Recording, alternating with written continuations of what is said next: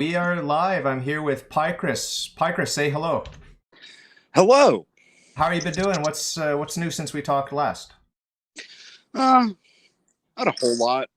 Just kind of been surviving in robot mode. Okay.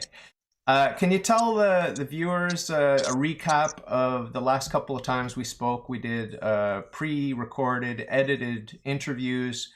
Just a little, really brief overview of who you are in case they didn't see your interviews, and maybe they can go back and watch them after. But just give a really quick overview of who you are and what sort of journey you're on these days. Uh, You're Pykris. I'm Pykris. I did a couple of interviews with like 2 episodes, I think, Yeah. with David here, and this kind of went off about my worldview and how I see the world, I guess. And where are you geographically? Just remind the viewers. East Coast of the United States. Okay. Obviously, it's sunny there, and the temperature's not too bad if you're out on. Are you on your porch or what? I'm on my porch, yeah. Nice. So, what's your position right now on monotheism in general, Christianity in particular? Can you just sort of talk me through? I know you've sort of had some kind of experience with Methodism in your family and different stuff like that. And of course, we're live, so only say stuff you're comfortable saying. Obviously, you don't want to reveal too much. Yeah, But well, just talk a little bit about monotheism in general and Christianity in particular. Have you been dabbling at all with those worldviews? well, I kind of, I kind of abandoned the whole I'm an atheist and a Satanist thing. I thought it was kind of dumb anyway. Mm. Yeah, well, it's fun while it lasted, right? Yeah, yeah, I've kind of found God in my own way. Nice, nice. So, if you don't mind my asking, remind me, how old are you approximately? I'll be 31 and I'll be 31 next week. Nice. Happy birthday. So, what gets you excited when you wake up in the morning? What sort of ideas are you pursuing? I know you told me off the record that you do a little bit of live streaming every Friday, and I don't know if you want to talk about that. But Every, what are the uh, ideas that you play with week to week that you're excited about? well, the live stream that I hang out on is on Sunday nights, but it's mostly just like for like internet trolls. Are you a troll? Well, sometimes. Professional troll. So I think we talked about that a little bit in your second interview, just what it is to be a troll, and I guess it's an overlap with Satanism. There's some sort of playfulness involved. Is that true? Well, I actually know quite a few trolls that are actually quite religious, which is weird. But um, it's one of those things that it's more like, oh, I want to get a rise out of people, so I'm just gonna say the most stupidest shit on the planet and see what happens. And but in terms of the more serious side, like you said that you're getting into some sort of relationship with God. Can you talk about that to the extent that you're comfortable talking about that? Yeah. It's all after watching a bunch of stuff. I've just kind of gotten to the point where I'm like, I need to find my way back to God, and I don't know how I'm gonna do it, but I'm gonna persevere. Nice. And the people around you, you've got good people around you, or a mixed bag, good people and dangerous people? And it's a mixed bag. So it's all about protecting yourself. I think you know from being a Satanist that there are all kinds of people out there, and you can't get too far if you don't protect yourself spiritually and emotionally, even on a psychological level. Can you talk a little bit about that aspect? Yeah, I've just been kind of been putting up like setting boundaries for myself. Mm. Personal space. Yeah, and I just realized that a lot of the people that I associated with in my actual life are kind of scummy. Yeah, happens to the best of us, and I guess forgiveness is a big part of that. Protect yourself, number one, and then once you have your personal space and you're not being invaded and abused, then you can work on forgiveness, right? Is that part of your plan? Yeah, that's part of my plan. Easier said than done, though, right? Yeah. What about the mental health side? You did talk very openly during our interviews about having some rough patches where you were hauled off to psych wards, and some of the drama with that, not very pleasant at all. I don't want to bring up dark stuff, but to the extent you're comfortable talking about it, maybe just share a little bit of the psychological side. Is there any news on that front for you? Actually, I've been quite stable for a long time, so No news. not No, really. No. no news is good news on that front.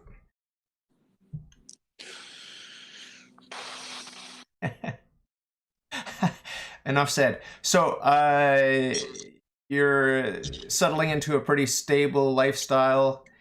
What's on your mind? What did you want to talk about? I know you've been reaching out to me once in a while just to say hi, but I really don't know what's been going on with you. I'd like you to the extent that you can, in a public forum like this, just share a little bit with me. I don't know. There's not really a whole lot's been going on. I mean, it's just I've just really been kind of in robot mode. Robot mode. So no furry girlfriends or anything like that? Freak. No, but I have a lot of friends that are furries. Okay. Can you explain that to me and to my viewers? Because I really don't know much about it. It sounds a bit kinky. Can you just, to the extent that you're comfortable talking about it in a public forum, can you talk a little bit about the furry thing? The furry fandom? Well, I don't know. We just have a love of like anthropomorphic animals, I guess. Okay. There's a show. I think there's a show. I've seen ads for it where there's a masked singer. They wear a cat hat, a bear hat, a dog hat. Is that what you're talking about? No, not the Matt Singer. I mean, there was an episode of CSI a long time ago that portrayed furries in a negative light, and I kind of don't like that episode. Okay. Misrepresenting your is this a hobby or is this a sexual fetish or what is it? Well, for some people it can be a sexual fetish. Me, it's just a hobby. Okay. And is there a connection with cosplay? I don't know anything about cosplay, but I see occasionally online, I see sexy young women dressing up and saying, hey, I'm doing cosplay. I mean, I don't understand what that means, but can you explain it? Is there a connection with the furry movement? Yeah, I guess there's some overlap. I'm not really sure. There's a bit of theater. Do you take on a character or what? Yeah, there's a bit. I'd say there's actually quite a bit of theater in it. Well, that's always fun. So I'm having trouble drawing you out of your shell today. You're in a quiet mood, huh? Yeah. I got to get you talking. So maybe we'll talk about cars. What's happening with your cars? Are you excited about any car makes, models, the history of cars, antique cars? Well, the new 2020 Corvette's pretty awesome. Yeah. I feel like going down to the Chevy dealer and just test driving one just for the hell of it. Did they have insurance for that? I don't know. I just want to go down to the Chevy dealer and test drive a brand new Corvette. Just to say I've driven one. And maybe never come back? No, I'm not going to do that. No, I because they've been, GM's been throwing around the idea for the mid-engine Corvette since the 60s. Okay. Mid-engine meaning not too big, not too small? No, mid-engine meaning the engine is rear engine, mid-engine. Oh, okay. It's the position in terms of front, middle, and back? Yeah. Oh, wow. So that connects to the drivetrain in a more efficient way for all-wheel drive, or what? No, well, the new Corvette is mid-engine rear drive, Oh, okay. which means the motor is kind of set amidships in the chassis. Okay. Would you know how to strip down and rebuild an automobile? Not so good at. I could fix them, You can fix them. but Yeah. I'm just wondering how savvy you are, how much you know about the technology. Is it something you've actually well, dabbled with? I only work on cars made prior to 1990. Okay. 1990s, like arbitrary cutoff point, or is there some technology that came in that you didn't Well, master? new cars are all computer controlled, and they're kind of hard to work on Oh, okay. because they don't want you to really they don't really want you to work on your own car anymore. It's more about consumer consume. You know, Hmm. your car's broken. Oh, get a new one. There you go. Really? Yeah, I've never owned a car. I've owned one so-called car, but it had only three wheels. It's the Robin Reliant over in England when I was living in England at the time. Have you seen those? Yeah, they're kind of a little bit of a joke, but they're they're kind of fun too. Yeah, easy to roll over. You turn too sharply, but they're classed as a motorcycle. So if you have a motorcycle license but not an automobile license, you can still drive the Robin Reliant. Yeah, they're Robin actually did make a four-wheel one. Okay. Um, but they're actually you have that backwards. It's Reliant Robin. Okay. The company is Reliant. Um, yeah, they actually had a kind of a sports car too, the Reliant Scimitar. Ah, Uh, interesting. that thing's actually pretty cool. But they were kind of I hear very stories about them that they were kind of shoddily built. Yeah. Mine was fiberglass body. I'm sure it weighed well under 1 ton. I'm not sure though. I don't know. The Robin's kind of one of those things that if you're English or whatever, you saw them every day.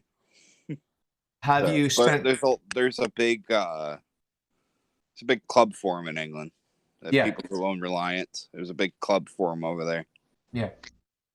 So have you spent time outside of the US of A? Have you ever gone overseas? No, never been out of the states. You interested in trying it one day?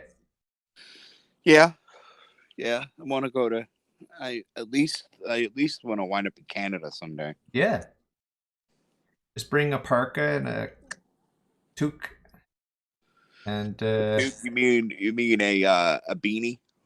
well, a toque has like the long, tall cone shape with a little ball on the end. Yeah, I know what they are. Yeah. I have Canadian friends. I know what they are. So, how far are you from the Canadian border? Are you close to Sault Ste. Marie, Michigan, or anything like that? I'm on the East Coast, man. Like, Okay, just not too far.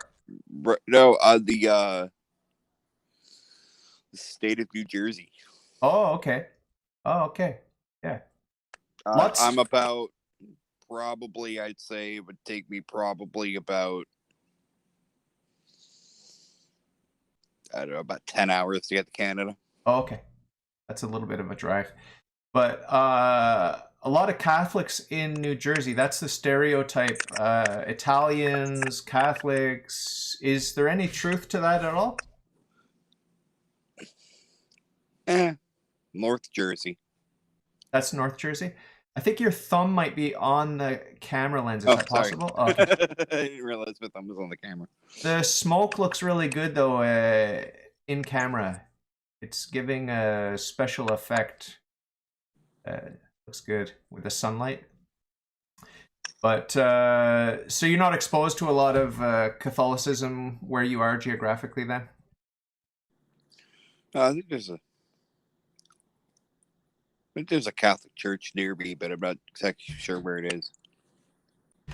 And in your pursuit of God, are you doing any reading? Like, do you enjoy reading books and stuff like that, or do you pray, or do you actually go to churches, like a Methodist church, a Catholic church, or anything like that? I haven't been to church in a long time, but it's about I feel like I need to go back. Yeah. Yeah. Have you got a Bible or any religious books at home that you could pick up if you wanted to pick it up and read it, or no? Yeah, I have a Bible. I think it's a King James Bible. Nice. Beautiful, beautiful language in the King James version. I have several versions of the Bible, including King James, and even within the King James, they've got different versions of it that were put out at different points in time in the history of Protestantism. Yeah, well, a lot of the King James Bible was translated wrong. So Yeah, well, that's to be expected. There's so many errors that creep into translations and into these just compiling manuscripts. It's to be expected. I think um,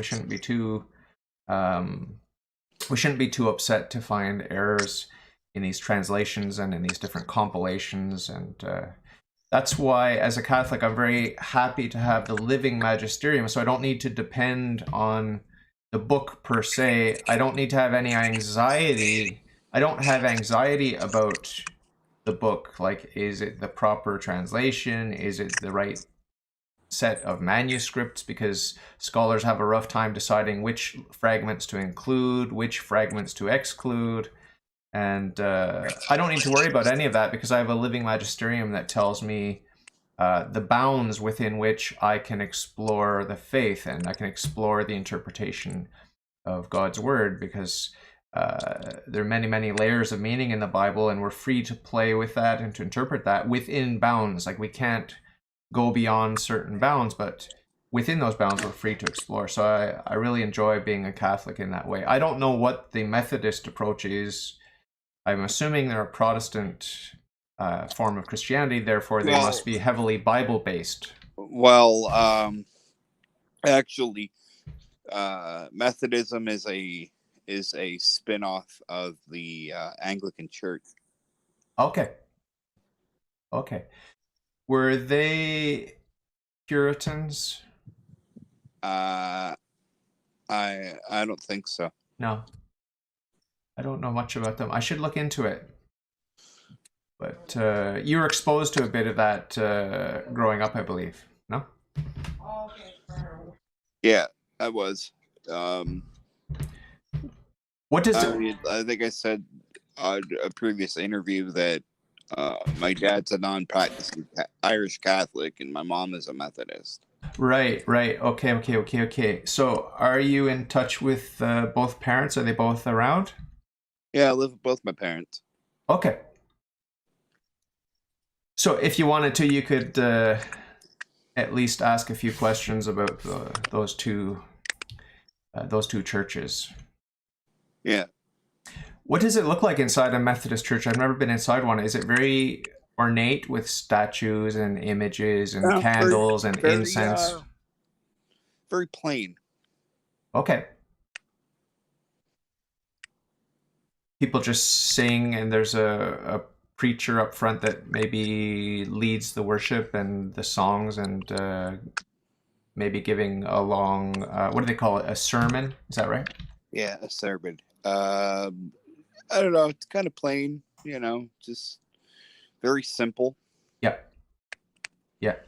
Not a lot of that. To be honest, that's kind of what it always be about the Catholic Church, is the pomp and circumstance.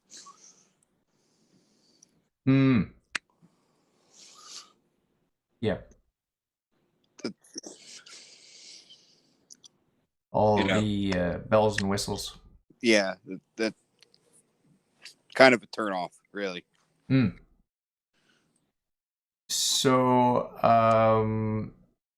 you like the simplified, stripped down experience Yeah. better. Yeah. There was a movement of quietism where people just sat quietly waiting for the Holy Spirit to touch their heart and to move them in prayer and in contemplation. Of course, it was thoroughly condemned by the Catholic Church, but it sounds like the sort of thing that would be maybe attractive to you because you like that quiet space and no distractions. Is that fair to say? Yeah, so that's fair. Yeah.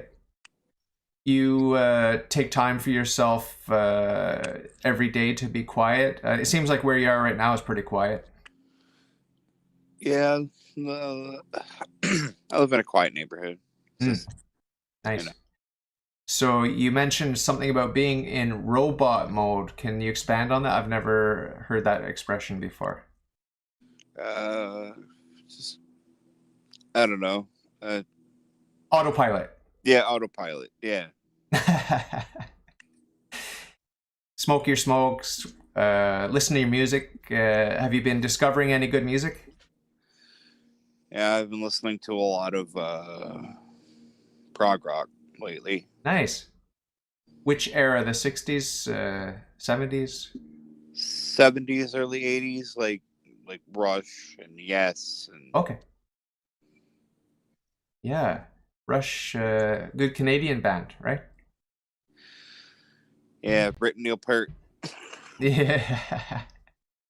Yeah. He was, I believe he was the brains behind that operation. Is that right? Well, he was their main lyricist. But what? Getty and Alex wrote all the music, and Neil wrote all the lyrics.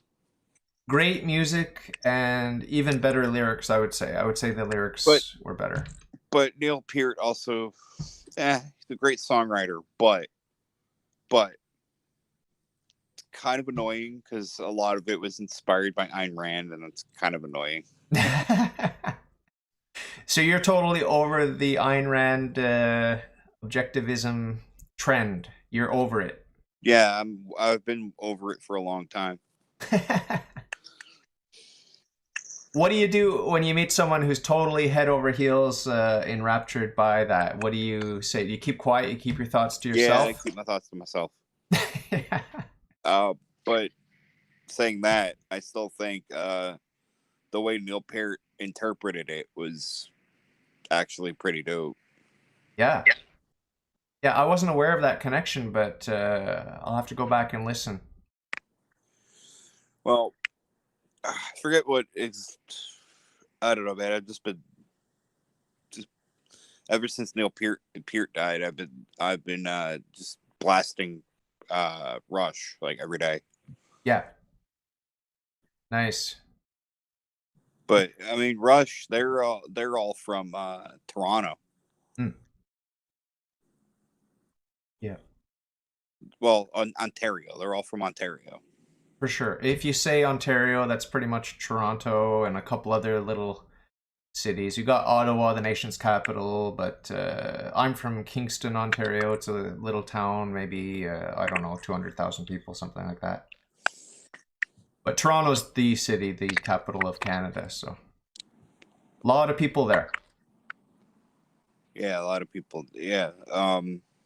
And Rush's song YYZ is based on the Zipper? intro is based on the Morse code for Pearson Airport. Oh. Okay. Yeah, that's Cool. That's YYZ is the Morse code for Pearson Airport. Cool. Very cool. I wonder if they have a conspiracy theory about Neil Peart's death. Probably. No, but it's sad, man. He died of brain cancer. Is that right? Okay. Sad. Yeah. That several people in my family have had brain cancer. Really? My grandfather died of it. My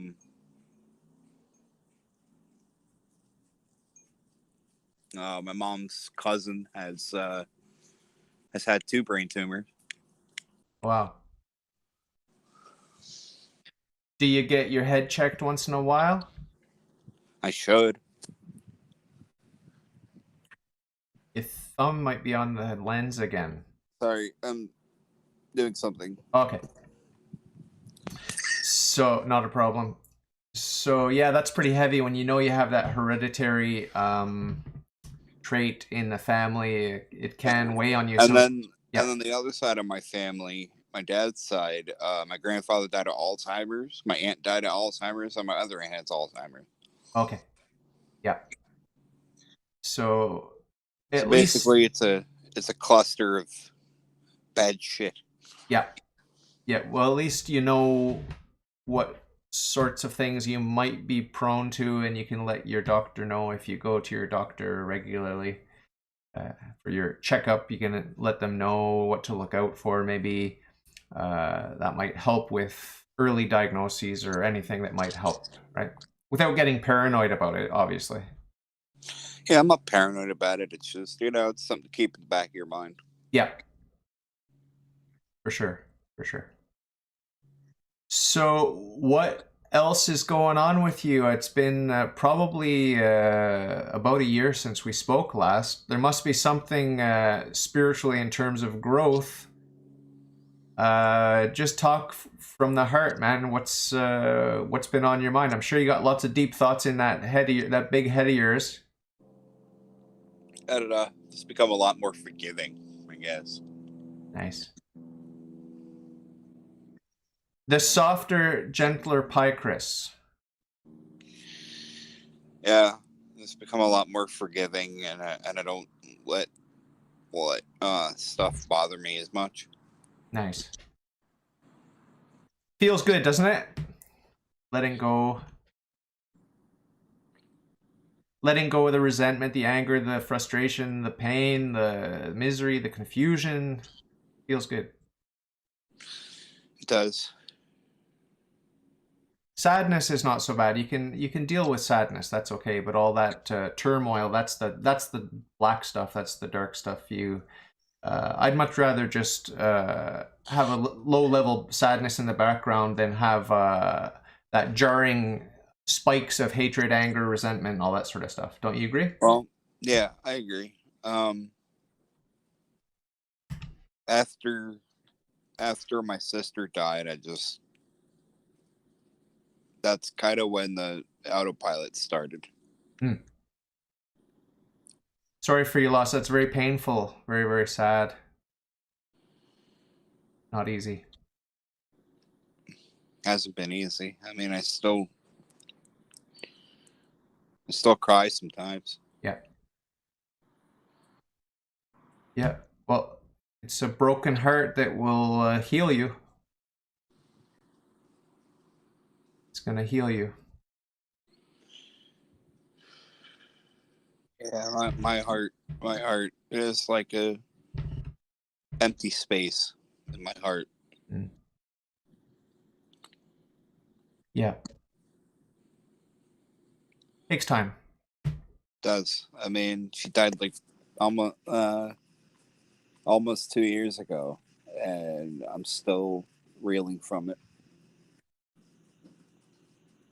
She was she wasn't just my sister, she was my best friend.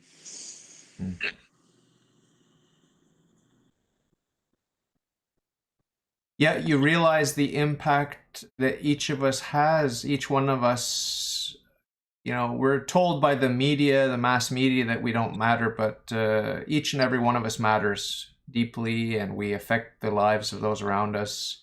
And so we can't listen to the evil messages of stupid movies and stupid propaganda and advertising and the news, so-called news.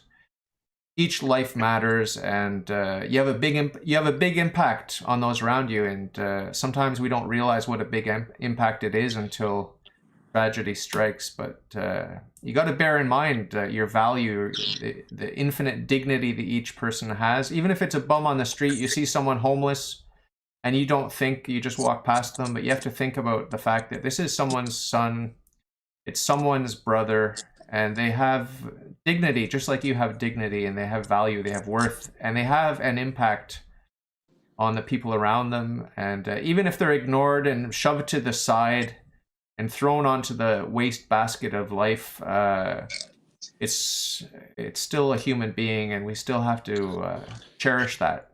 Yeah, there used to be a couple of homeless people around here, and one of the guys was a veteran, Mm.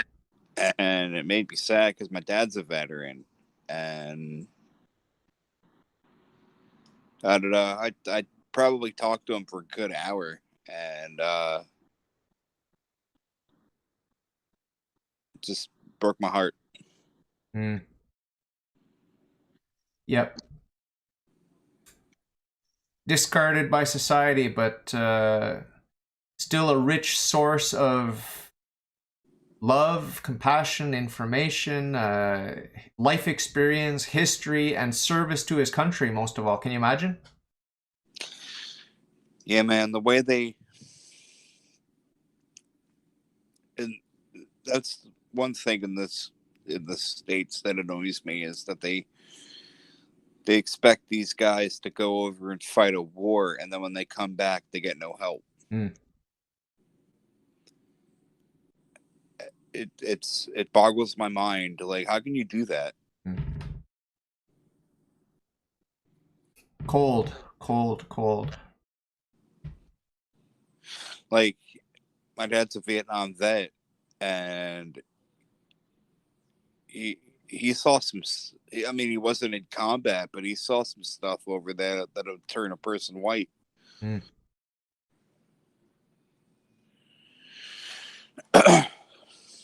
Mass graves and the like. Wow. Yeah. So, you know, I get that's why my dad's a little in the head, but Mm. but I don't, I don't blame him or anything. It's just, I can understand how that would impact somebody and bother them. For sure. For sure. Yeah, we need to be compassionate and understanding, and some things we'll never understand, obviously, about the other person's experience, but if you at least give them space to be who they are and to react and respond the way they have to, because of the trauma, right? It's there's a lot of trauma that people experience, and they don't really have a chance to explain it, because it's almost impossible to explain these traumatic emotional impacts of war, or of being raped, or having an abortion, or whatever it is, maybe being abused, bullied, whatever it is. It's hard to put into words sometimes, especially if your brain is bouncing around inside your head with all those confusing emotions and the trauma. Yeah, it's hard to grasp sometimes how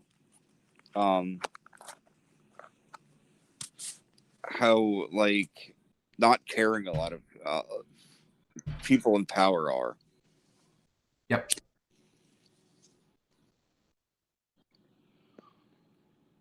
Institutionalized everything, systematic, top-down control, and I'm not blaming any individuals that are involved, but if you look at Hitler's system, and the people of goodwill under him who are just doing their job and instrumental in something very atrocious and evil, these were good people. They're good people that are participating as instruments in something that is very systematically evil. And it's hard to take responsibility and say, I'm going to be the only one of the thousands of little cogs in this great machine that's going to stand up and say no. It's hard. It's really hard to do that. So we need to We need to understand that those who are instrumental in evil often don't know how to stop the machine. And it's just better to feed their family and to mind their own business and to say, well, look, I'm not directly responsible. It's not my project. I'm just a cog in the wheel here, cog in the machine, and it's not my fault. You know what I mean? Yeah, I know what you mean. Just give me a second here. Sure. Ooh.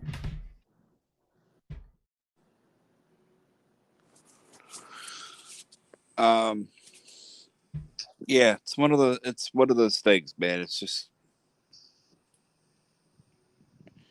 one of those things, like you say, like everyone's at fault, but no one's at fault. Yep.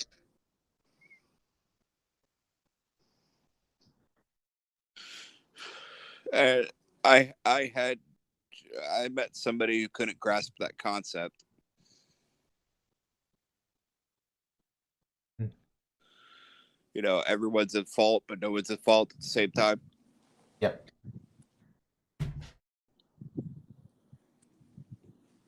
Yeah, they're like, "What? You know, I don't under." They're like, "I don't understand that." And I'm like, "Whatever."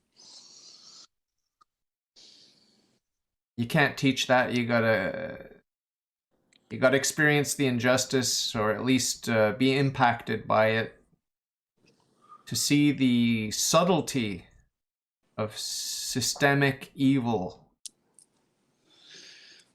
It's true. You've been in an institution. You've seen the machine at work in some small way, maybe. Yeah, I have. You've never been in prison, though, right? No. That's another big machine, yeah. Yeah. Very big machine. In the United States of America, I think there are more people incarcerated than in any other country. No, Yeah. maybe China has more. China probably has more, but you know, the Chinese lie about everything. So, like they lied about the coronavirus and the death toll and the actual infected numbers. They lied to save face. Mm. A lot of lies, a lot of lies. I don't know who's lying about what, but I'm pretty sure a lot of people are lying about a lot of stuff. Yeah. That's true. I've been watching some prison documentaries about the falsely accused. Once they get in that system, it's hard to get out. Yeah, it is. But you know, a lot of these supposed authorities are all full of shit anyway. Yeah, well, they like money, they like power, and not to caricature politicians, but there is a lot of that in human nature. And I'm sure if I had a lot of power and a lot of money, I'd be no better. I'm pretty sure. Yeah, it's boggles my mind how anybody who wants to be a politician just don't. Just don't. It's gonna you're gonna have the best intentions when you first start out, and then by the end you'll be a symbol of corporate greed. Hmm.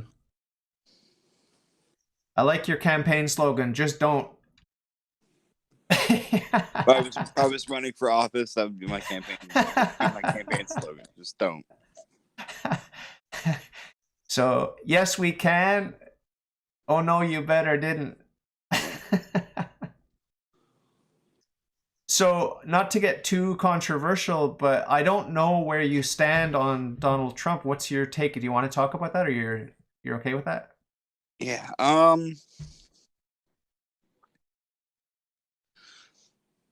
It's just I don't hate the guy, but I'm not a big fan either. Okay. I mean, some things he does, okay, they're all right, like the tax breaks and you know some other stuff. But other stuff he does is like, what are you? I'm like, what are you doing? Hmm.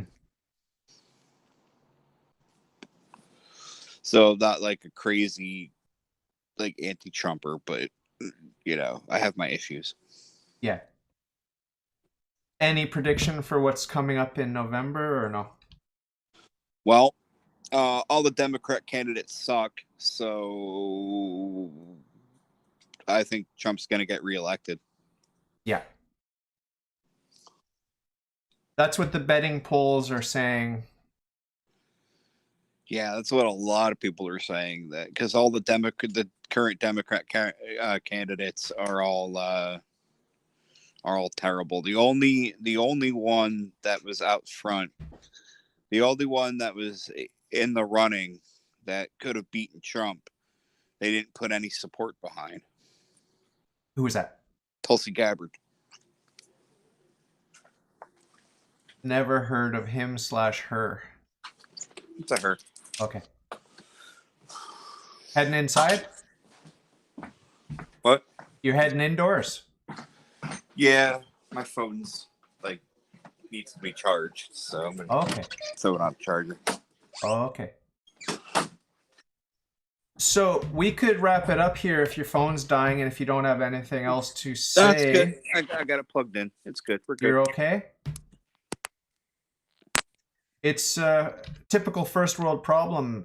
The battery's dying. That's like the slogan of life now for most people. My battery's dying. Yeah. Gotta find that charger. Yeah. Very symbolic, I think, of the way we live, our short-term... it's like those little gerbils in a cage with their little pellet feeders. They get the little one pellet at a time. You know what I mean? Yeah, I know what you mean.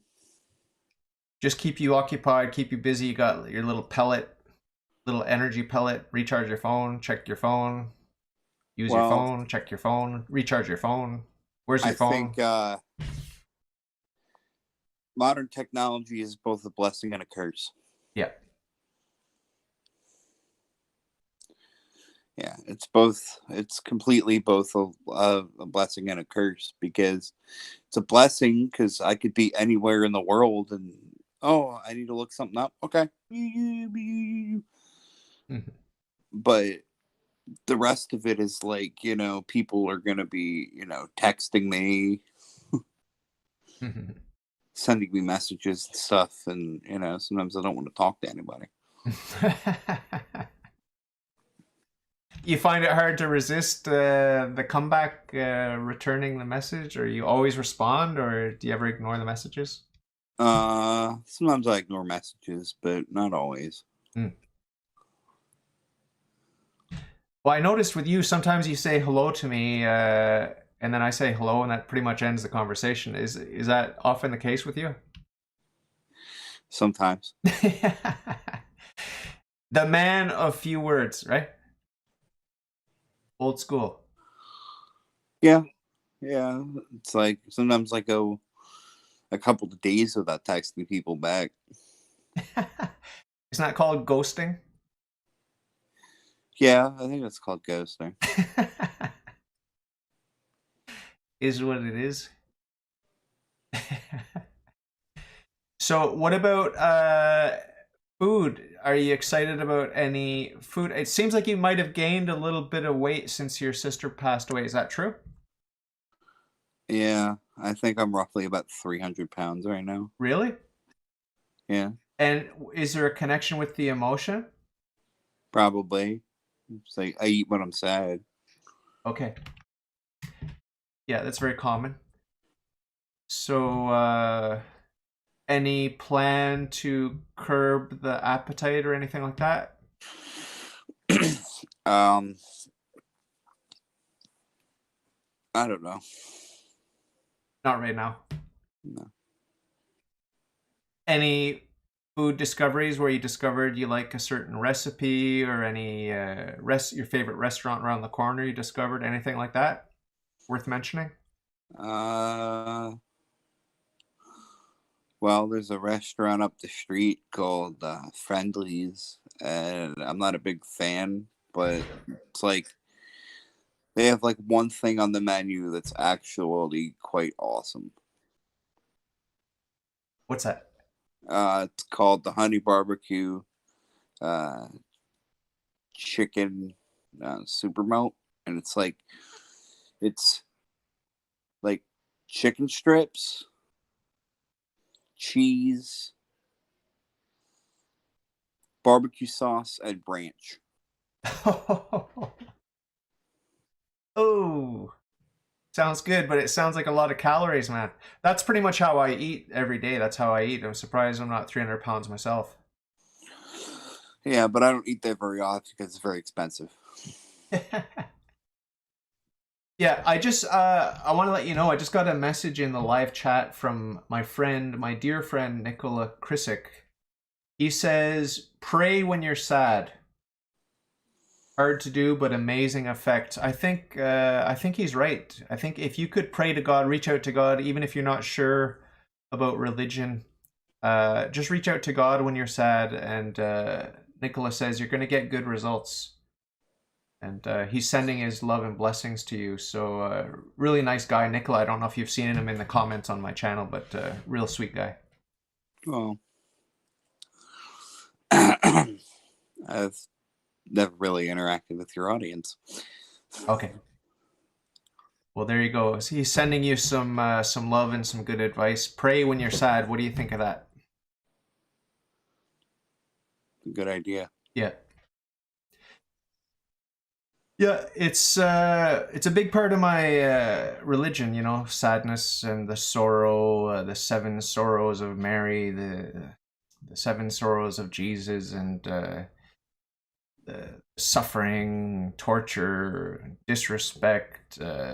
You know, he's innocent, and yet he's not given any sort of due reverence or respect. I mean, he's the creator of everything that is. So in my religion, sadness and disappointment and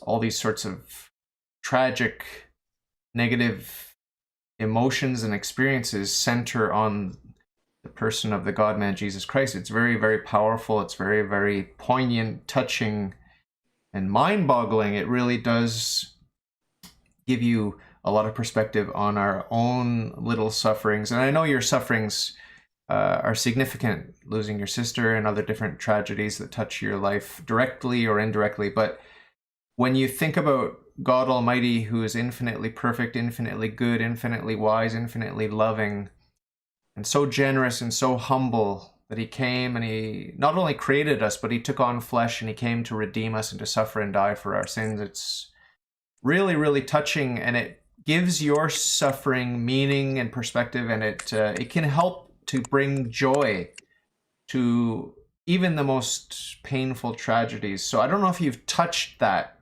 in religion, in your relationship with God, reaching out to God. I don't know if you've seen a glimpse of that, but I'm letting you know now. It's a big part of Christianity, and it's something that you can benefit from. If you believe it. I mean, if you don't believe it, you don't believe it. But if you come to believe it, believe me, you're going to have a new perspective on sadness, suffering, tragedy, pain, death, everything. All the things that we fear and we loathe. Even Christ himself said, if it's possible, let this cup of tragedy and pain and suffering and torture and death pass from me. If it's possible, God, let it pass from me. But not my will be done, but your will be done. So well, that's a big lesson for us. I've always held the belief that out of great tragedy can come great happiness. For sure. Joy. Yeah, my sister died and I'm sad about it, but I also remember all the fun stuff I did with my sister. And it cheers me up. Yeah.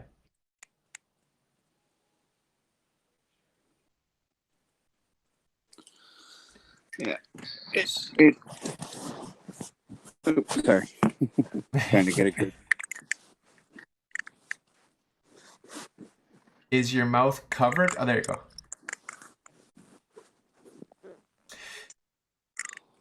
Yeah. It's heavy. It's very heavy. I hope you have friends, good friends. You mentioned you have a good friend. I hope you have friends that can always be there to listen to you. You haven't had any sort of suicidal thoughts or anything like that since your sister passed? Oh, no. No, I have. So you need friends and family that you can open up to, and always communicate, even though it's hard. let people know where you're at. If you got no one else, just reach out to me, you know. Know that you're loved and you're valued, and the impact of the loss of your sister is a taste of how, if we were to lose you, it would be just another tragedy. There's it's not a winning move, not a winning move for anyone. So Oh, I don't know, man.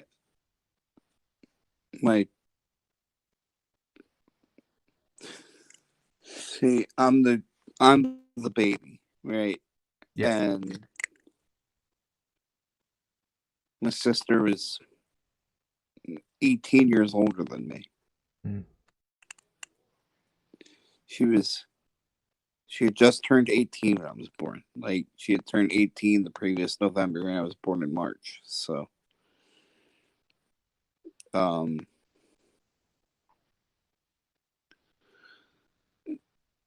she told me that when she first saw me, I was like 6 months old, and like it was like an immediate connection. Mm. And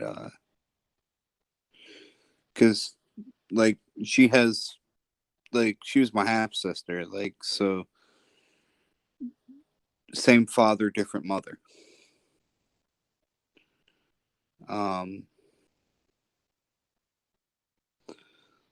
But I didn't really consider her she was my full sister anyway, you know. But Yeah. she had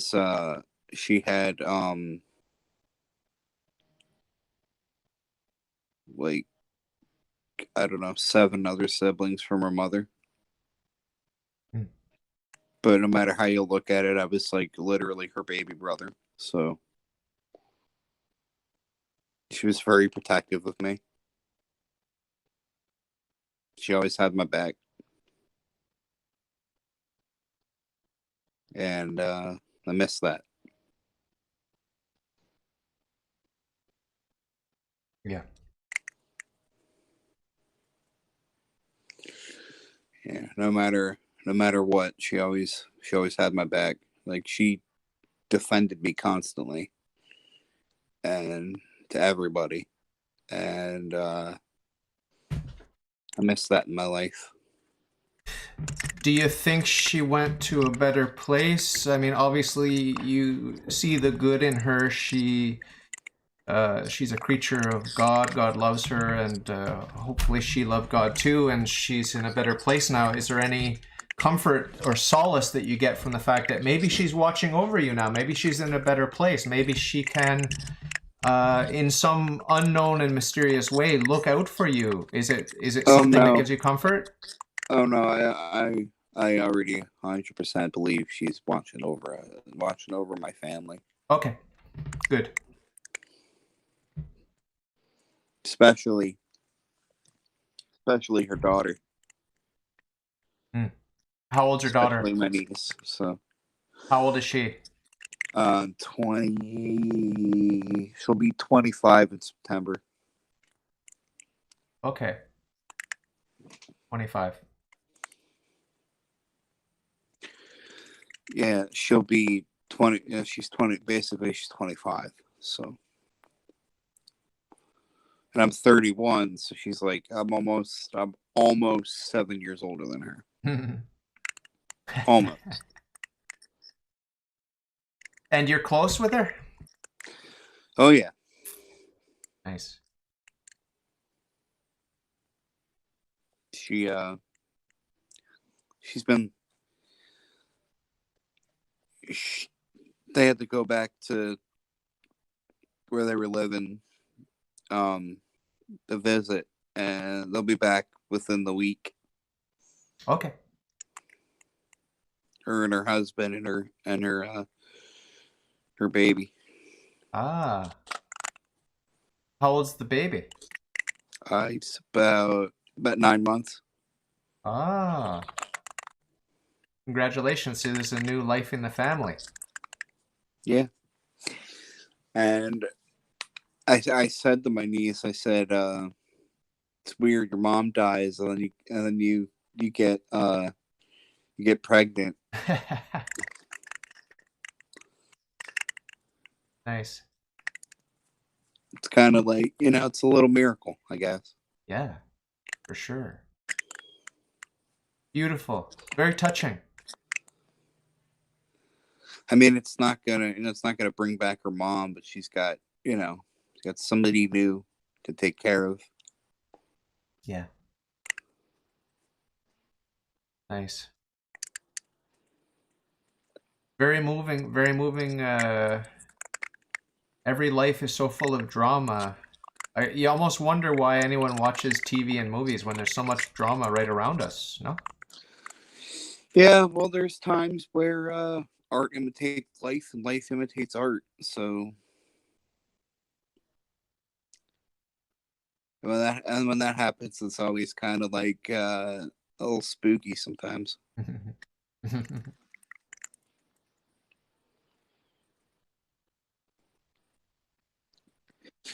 I don't know, David. I feel like I'm rambling. Yeah, well, we're gonna wrap it up here because I do have to get going. But it's nice seeing your face. It's been a while, and appreciate you coming on and talking about what's going on with you. And just know that you're loved. We love you, and I'm thinking of you. I'm praying for you, and I hope that you'll think of me and pray for me and mine too, because like you said, it's a bit of a struggle sometimes. So we got to be there for each other, right? Yeah, true. To your audience, I say, just be excellent to each other. To quote Bill and Ted, just be excellent to each other. Nice. Well, thanks so much. Thanks for coming on. We'll do this again sometime. Anytime, David. Anytime. God bless you. I'll be praying for you. I hope you pray for me in your own way. And say hello to your loved ones for me if you think it's appropriate. And we'll talk soon, okay? Okay, no problem. Take care. Have a good one. God bless. Bye.